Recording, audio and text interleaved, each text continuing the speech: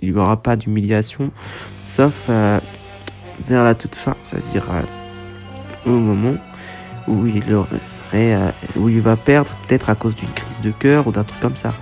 Ou bien peut-être parce que Barbe Noire, il va l'attaquer en traître par surprise avec ses commandants. Maintenant, il ne peut pas aller là-bas et faire des choses qu'il ne peut pas faire. Je m'explique. En gros, quand je dis qu'il va pas se faire humilier, c'est que c'est pas parce qu'il arrive là-bas et qu'il met un coup de poing à une personne que forcément ça va le mettre à un niveau de ouf. Pour moi, il peut même faire une prestation où il retient pas mal de monde, où il donne le combat de sa vie et tout, mais ça veut pas dire que ça met forcément bien au-dessus, par exemple, qu'un Queen ou quelque chose dans le genre, tu vois.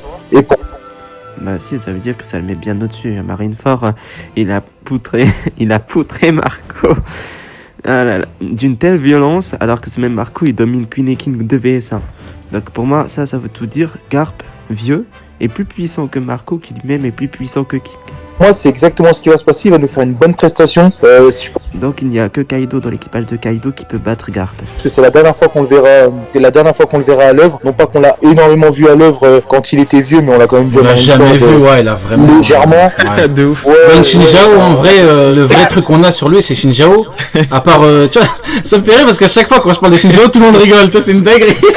Mais moi, je rigole alors que factuellement, le seul vrai combat qu'on a eu avec Garp en 1 contre 1, c'est Shinjao, ça me fait péter un câble.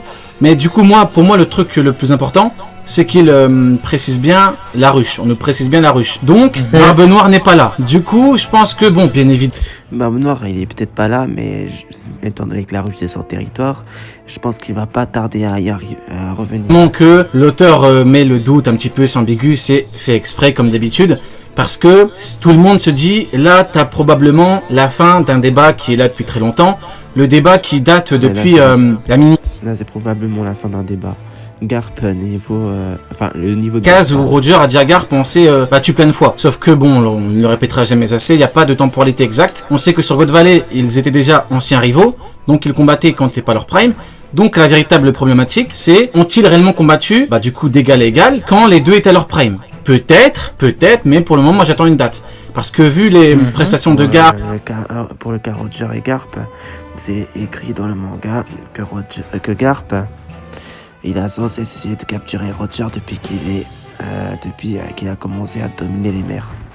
Donc ça veut dire à leur prime. Ce que je sais de lui, ce que j'ai vu par rapport à Shiki, je me dis à plus de chances que ce ne soit pas le cas. Et d'ailleurs même Baggy précise bien, et dans le roman de Ace, il dit seule Barbe Blanche, hors Zebek, pouvait rivaliser avec Roger. Donc je me dis, Garp n'est jamais mentionné.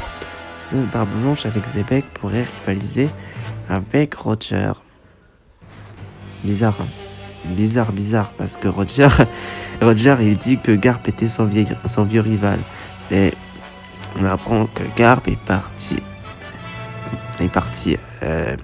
capturer Roger en quelque sorte. Enfin, il est parti affronter Roger depuis qu'il a commencé à régner sur les mers.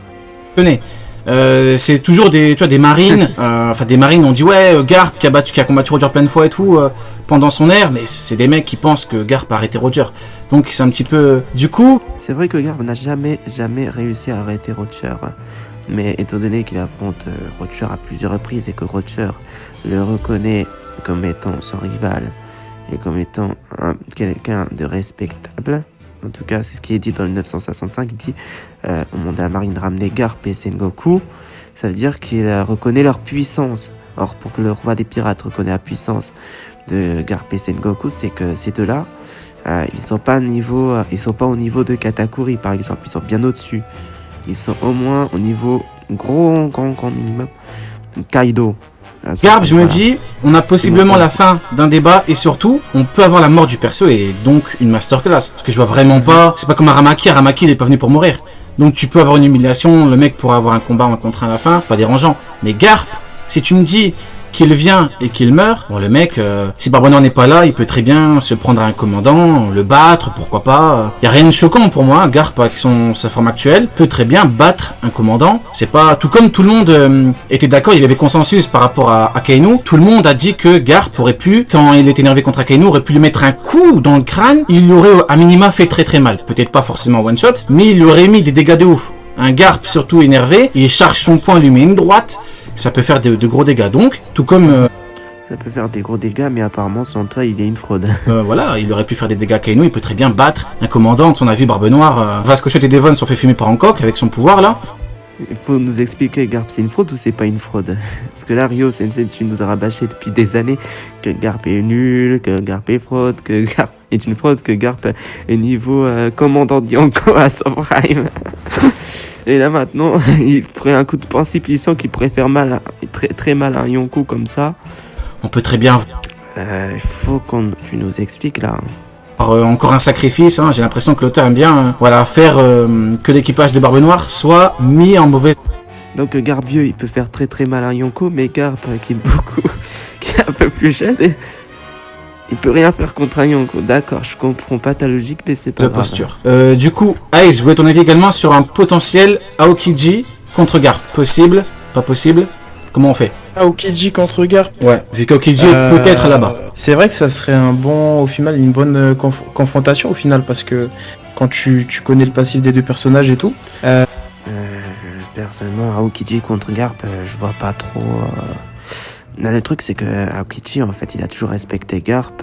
On sait pas trop pourquoi, mais il a un certain respect pour ce personnage. Mais tu sais que... Donc, s'il y a confrontation, il faudrait que l'auteur nous développe leur passif. Garp, comme pour Ace, il n'ira pas jusqu'au bout en fait. Je pense pas qu'il oserait se donner à 100% contre Aokiji. Je pense que c'est même impossible. Et même au final, Oken il me rejoint au final un petit peu quand il te dit que c'est la dernière fois, sans doute, c'est la dernière chance de Garp pour briller, tu vois. Mais je pense pas. Ça, la semaine dernière, et je crois même Neil était pour. Ça, c'est certain. Il se prendra pas une Aramaki. C'est quoi qu'il arrive. Ouais. Ça, y a pas de doute. Après, il va pas gagner, c'est certain aussi. Mais Aramaki, Aramaki, c'était pour Aramaki. Mais même Neil était d'accord avec. Ouais, Aramaki, c'est pour Aramaki. Barbe Noire qui nous a fait aussi une Aramaki dans le 1059, qui fuit Rayleigh, Boa, les Séraphins. Donc, ouais. Ça. Je pense que Neil, en fait, Neil, il a compris que toi, tu me disais qu'en gros. Tu dis même Neil en mode, c'est un anti-Garp de ouf, quoi. Tu dis même Neil. C'est parce qu'au début, c'est parce qu'au début, quand ils parlaient quand ils parlaient ensemble, au final, ils étaient d'accord, mais c'est juste que pour Neil, je pense qu'il avait compris que tu disais que Garp allait marcher sur le cadavre de Barbe Noire, quoi. Non, c'est juste que j'abuse un petit peu le truc pour le réveiller un petit peu. Non, mais après, ce que j'ai du mal aussi, c'est la mort dans One Piece. On connaît bien le personnage, j'ai l'impression qu'il meurt jamais. Donc même pour une mort et tout. Il y a déjà pas mal de morts dans One Piece, hein. Déjà, Ace, Barbe Blanche, c'est largement suffisant, hein. Il y a aussi, comment ça s'appelle, Tanawatsu, je ne sais plus trop, Awanokuni. Quoi encore? Il y a eu Izo. Enfin voilà, des morts, il y en a quand même, c'est juste que... Voilà. J'aurais vraiment du mal, pourtant ça ajouterait vraiment quelque chose, tu vois, je pense pour cet arc-là, surtout un nouveau palmarès. Un nouveau palmarès pour l'équipage de Barbe Noire et tout, mais ça m'étonnerait, tu vois, mais à la limite... Un nouveau ou enfin un palmarès. Un nouveau ou enfin. C'est vrai. Parce qu'en vrai, à part l'équipage... C'est vrai que... Oui, il y a eu Marco. J'ai eu Marco. On souffle un peu, en vrai, En vrai, on souffle un petit peu. Il y a eu Marco. Ah ouais, carrément, tu souffles. C'est toi qui parles de souffler. Ouais. Non, pour moi, Marco, c'est quand même quelque chose de grand parce que. Non, c'est ok, mais c'est pas, tu vois, c'est pas le fil a battu Kaido, tu vois ce que je veux dire. Ouais, c'est ça, mais après. Tu vois ce que je veux dire. Après, c'est sûr que pas comparable. il a pas montré, même Luffy a beaucoup plus montré, même Zoro, il a beaucoup plus montré. Mais tu vas me dire, il y a la facilité. Zoro, il a taillé des Kaido. Ça, c'est inoubliable. Facilité scénaristique. Luffy, il est peut-être avantagé par rapport à ça. Non, mais ça, après, en vrai, on s'en fiche un petit peu. Luffy, il l'a fait, tu vois. Barbe Noire, pour l'instant, il l'a pas encore fait. Et Barbe Noire, on sait que c'est un personnage qui est aussi quasiment intouchable comme Luffy, et pourtant, il l'a pas fait. Oda, il aurait pu le faire. Mais maintenant, qu'il a fait avec Marco, c'est quand même pas rien, parce que y a qu'un équipage d'empereurs qui aurait pu le faire. Après, faut pas oublier que Luffy, il a l'un des meilleurs palmarès de l'œuvre. T'as Roger qui a battu Xebec. Après, qui... Mais après, c'est normal que Luffy ait l'un des meilleurs palmarès de l'œuvre, c'est le héros principal. Donc, voilà. A vraiment battu un Yonko ou un contre un. Pas beaucoup. Ouais, c'est ça. Il y a personne, mais t'as eu Garp et Sengoku contre Shiki, mais en un contre un. Déjà, on connaît pas tout le palmarès de tous les personnages de One Piece parce qu'on est que des simples lecteurs. Hein. On ne dit pas dans le monde de One Piece, on lit pas les journaux de One Piece, du monde de One Piece tout le temps. Donc c'est un peu normal qu'on n'a pas le palmarès de tout le monde.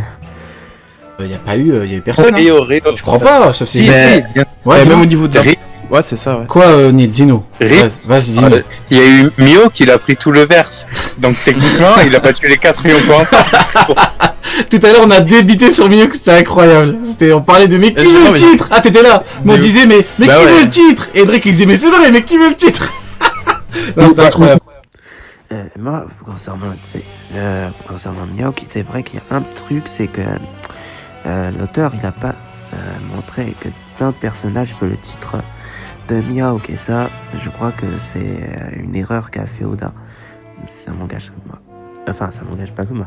Mais je crois volontairement que c'est une erreur qu'a fait Oda. Enfin, volontairement. Qu'est-ce que je raconte? Je bégaye beaucoup ces temps-ci. Je veux dire par là qu'en fait, Oda, il a fait une erreur. C'est qu'il a dire à Zoro qu'il va être meilleur épéiste, mais pas les autres. Alors qu'il faut qu'il y ait plein d'épéistes qui veulent être meilleurs, même par exemple Fujitora. Après, là où je suis sûr et certain, c'est que Mihawk, vu que c'est un adversaire qui est réservé après King, qui est un second Yonko, donc Mihawk, il va être dans le palais de puissance Yonko. Ça, je suis certain. En plus, dans le chapitre 1058, il est dit qu'il est le meilleur épéiste au monde.